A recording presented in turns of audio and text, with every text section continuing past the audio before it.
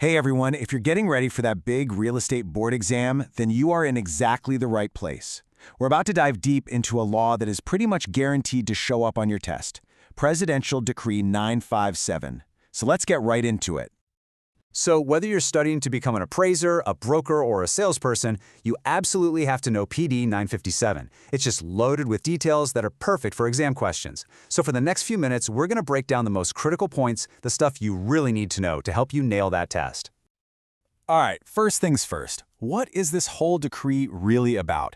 Before we get into all the numbers and the nitty-gritty rules, it's so important to understand the why behind it. Because once you get the spirit of the law, all those little details will stick in your head so much easier. So, what problem was PD 957 trying to solve?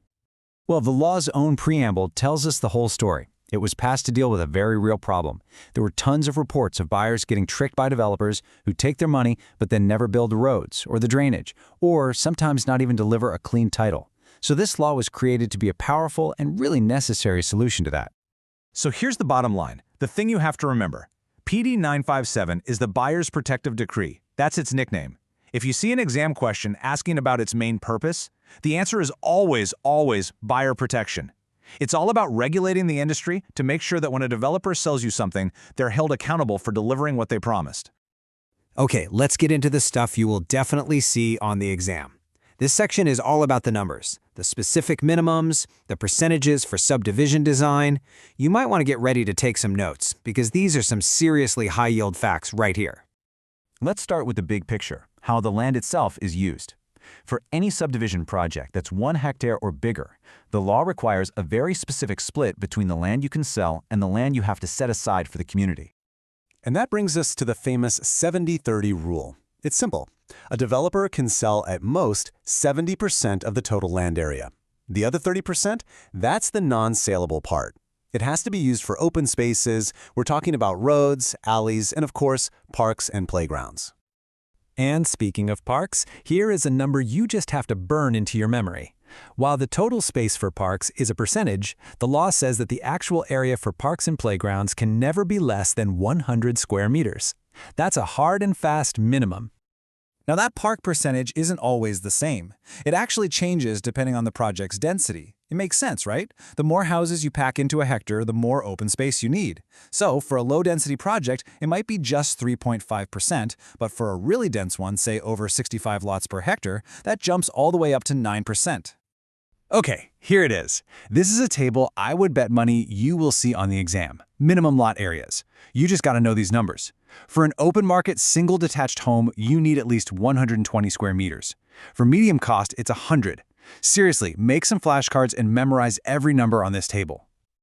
And of course, every subdivision needs roads. And yep, PD 957 sets the minimum widths for them too.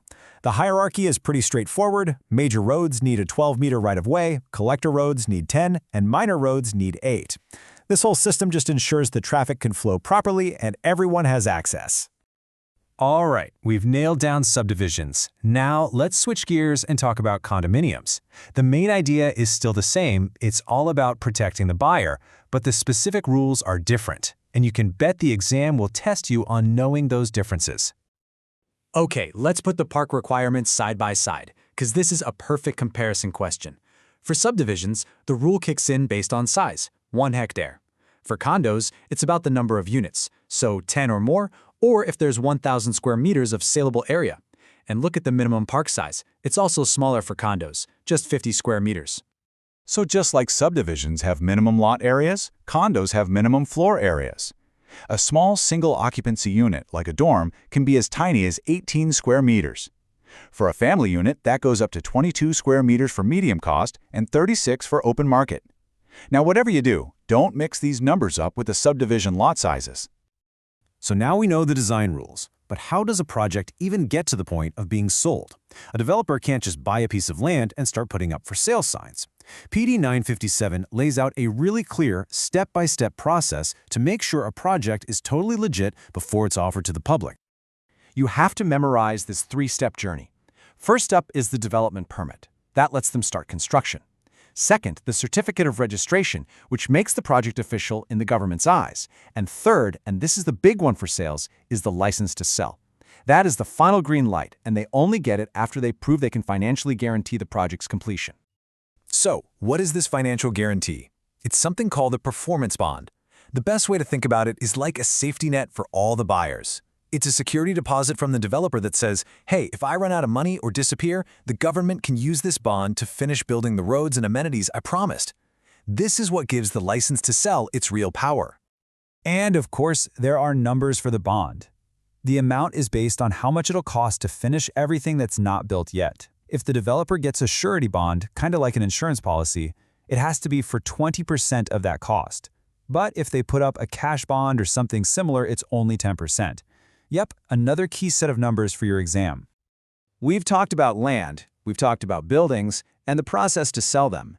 So now, let's get to the real heart of PD 957, the specific rights that it grants to you, the buyer. These are the protections that kick in the moment you sign that contract. And these rights are incredibly powerful. I mean, look at this. The non-forfeiture of payments is huge. If the developer doesn't build the swimming pool they promised, you can legally stop making your monthly payments and even demand a refund. The law also guarantees you'll get a clean title once you're fully paid, and it protects the entire project from being mortgaged by the developer without getting government approval first. They can't just change the plans whenever they feel like it either. Phew! We have covered a lot of ground. So to wrap things up, let's boil it all down into one final super focused review. If you remember anything from this, remember these next 5 points for your board exam. Here we go. Number 1, the purpose is always buyer protection. 2, the 70-30 land allocation rule for subdivisions. 3, know your minimum areas, all those lot and floor area numbers. 4, that 3-step path to selling, permit, registration, and license to sell. And finally, number 5, the performance bond percentages, 20% for a surety bond, 10% for cash. Got it? So as you walk into that exam, remember, you're not just memorizing a bunch of rules. You're learning the actual framework for ethical, fair practice in this industry. And the real question to think about is this: beyond just passing the test, how are you going to use this knowledge to uphold the spirit of the law and to truly protect the clients who are going to put their trust in you? Go get 'em. Good luck.